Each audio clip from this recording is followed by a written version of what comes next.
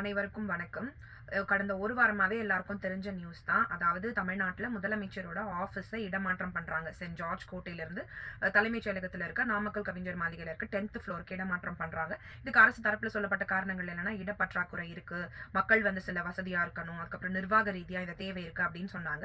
ஆனா இத பார்க்குறவங்க என்ன சொல்லியிருந்தாங்கன்னா, கரெக்ட்டா எந்தெந்த ஃப்ளோர்ஸ்லாம் இடமாற்றம் வெறும் முதல்வரோட அலுவலகம் மட்டும் மாறல. அதை தவிர்த்து இந்த 1, 3, 5, 7, 8 இந்த ஃப்ளோர்ஸ் எல்லாமும் இடமாற்றம் நடக்குது. அப்படின்னும் போது இது ஜோசியர் சொன்னதுனால இந்த மாதிரியான சேஞ்சஸ்லாம் நடக்குதா அப்படின்ற ஒரு விமர்சனங்களை எல்லாரும் முன் வச்சிருந்தாங்க.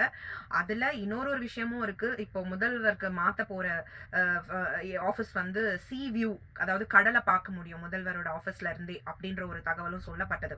இதுக்கு தலைமைச் செயலகத்துல சங்கம் இருக்குல்ல, அவங்க இதை எதிர்த்து போராட்டம்லாம் பண்ணாங்க. இதுக்கு எதிர்ப்பு தெரிவிச்சாங்க. ஏன்னா இது தேவையில்லாத தொழிலாளர்களுக்கான வேலை பளு. ஒரு ஆபீஸை இங்க இருந்து வேற இடத்துக்கு ஃபுல்லா மாத்துறது அதுவும் இத்தனை ஃப்ளோர்ஸ் இடமாற்றம் பண்றது அன்வான்டா அங்க வேலை பார்க்குற ஊழியர்களுக்கு இது எக்ஸ்ட்ரா பேர்டன் தான். ஸோ எல்லாரும் எதிர்ப்பு தெரிவிச்சாங்க. ஆனா இதுக்கு அரசு எந்த பாதர் பண்ண மாதிரி இல்ல. அப்ப இதுல இன்னொரு விஷயம் இப்ப நமக்கு தெரிய வந்திருக்கு. இந்த இடமாற்றம் பண்றாங்கல்ல, இதுக்காக ஒதுக்கப்பட்ட நிதி 11 கோடியா. முதலமைச்சரோட ஆபீஸையும் கூட அந்த மற்ற அமைச்சர்களோட ஆபீஸையும் இடமாற்றம் பண்றதுக்கு 11 கோடி ரூபாய் நிதி ஒதுக்கீடு பண்ணி அந்த செலவுகள், அந்த வேலைகள் நடந்துட்டு இருக்கு.